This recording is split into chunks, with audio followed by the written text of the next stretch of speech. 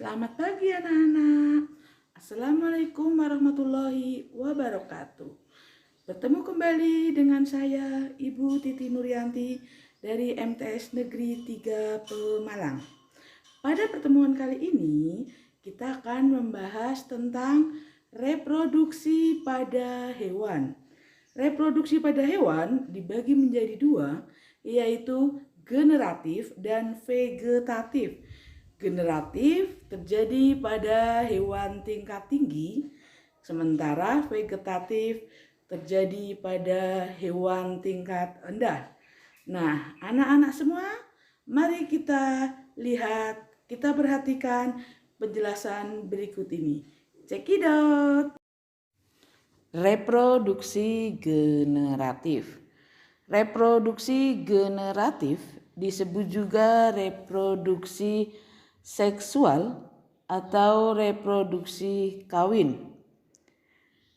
Perkembangan pada hewan vertebrata secara generatif dapat dibedakan menjadi 3, yaitu 1. Ovipar atau bertelur, 2. Vivipar atau beranak, dan yang ketiga ovovivipar atau bertelur dan beranak. Mari kita lihat penjelasan berikutnya. A. Ovipar. Ovipar atau bertelur ialah hewan yang meletakkan telur di luar tubuhnya. Embrio berkembang di dalam telur dan memperoleh sumber makanan dari cadangan makanan dalam telur.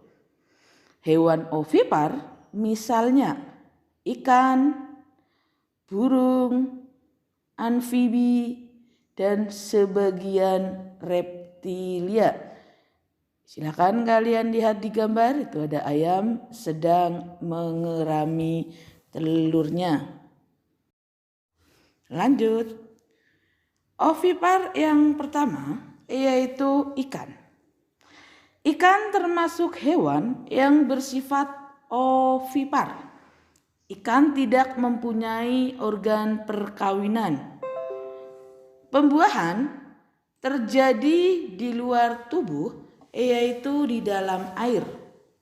Sekali bertelur, ikan mampu menghasilkan ribuan telur yang tidak dilindungi oleh cangkangnya. Telur yang telah dibuahi selanjutnya ada yang dibiarkan terapung-apung dalam air, ada yang ditempatkan dalam sarang dan dijaga oleh induknya, ada yang ditempelkan pada tanaman dalam air, serta ada pula yang disimpan di dalam rongga mulut induk betinanya seperti pada ikan mujair. Hewan ovipar yang kedua yaitu burung. Silakan kalian lihat gambar burung.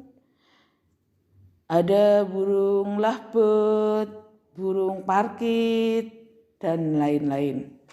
Fertilisasi internal dengan kloaka.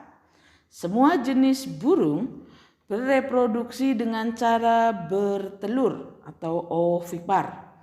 Ada burung yang mengerami telurnya, ada yang menyimpannya dalam lubang-lubang yang ditutupi daun, ada pula yang menyimpan telurnya di dalam pasir. Seekor burung sekali musim hanya mampu bertelur beberapa butir saja. Pada burung merpati, sekali musim bertelur mengeluarkan 2 butir telur yang akan menetas menghasilkan burung jantan dan betina. Embrio yang berkembang dalam cangkang mendapat makanan dari cadangan makanan yang tersimpan dalam telur tersebut. Hewan ovipar yang ketiga adalah amfibi. Seperti pada ikan, Katak juga bertelur dengan fertilisasi eksternal. Telur yang telah dibuahi akan bergelombol di permukaan air.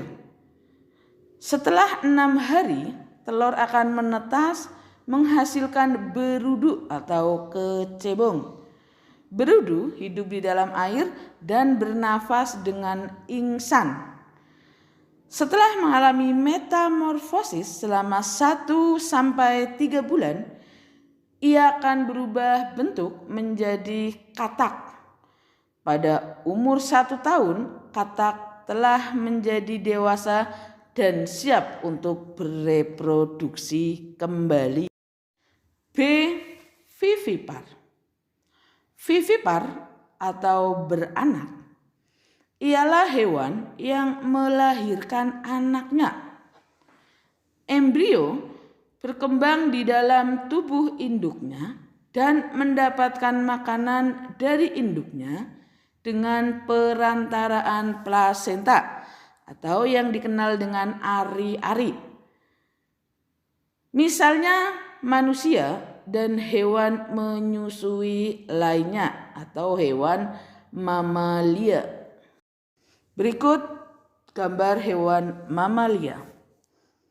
Fertilisasi internal karena telah memiliki organ reproduksi sempurna, kecuali golongan hewan berparuh bebek atau platypus. Semua hewan menyusui selalu melahirkan atau vivipar telur mamalia kecil dan mengandung sedikit cadangan makanan. Embrio mendapat makanan dari rahim induknya melalui plasenta atau ari-ari. C.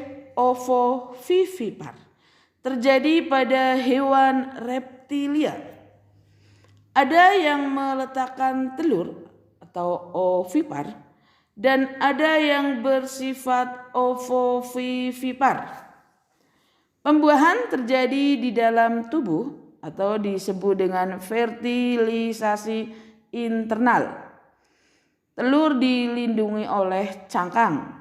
Telur yang dikeluarkan ada yang disembunyikan di dalam pasir, di dalam lumpur, ada juga yang dierami. Pada kadal, telurnya menetas di dalam tubuh atau ovovivipar.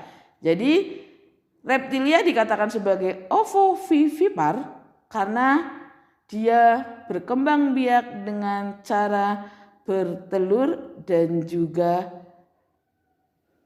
beranak. Nah, anak-anakku sekalian, itu tadi sedikit penjelasan dari Bu Guru tentang reproduksi pada hewan. Silakan kalian boleh mempelajari dari sumber manapun yang relevan. Terima kasih atas perhatian anak-anak semua. Rajin belajar, jaga kesehatan. Assalamualaikum warahmatullahi wabarakatuh. Sampai jumpa.